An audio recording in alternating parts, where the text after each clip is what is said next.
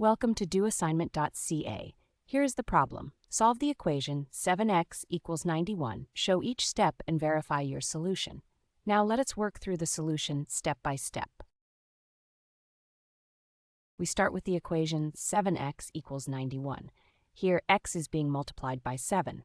To get x by itself, we need to undo that multiplication by dividing both sides of the equation by 7. We divide both sides by 7. On the left side, 7 divided by 7 equals 1, so we are left with just 1 times x.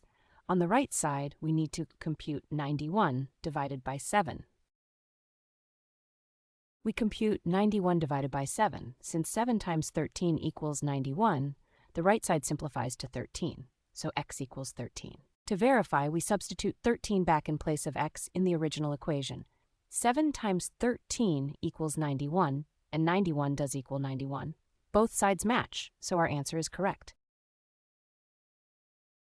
The solution to the equation 7x equals 91 is x equals 13. Visit doassignment.ca for more study tools, AI learning support, and online tutoring.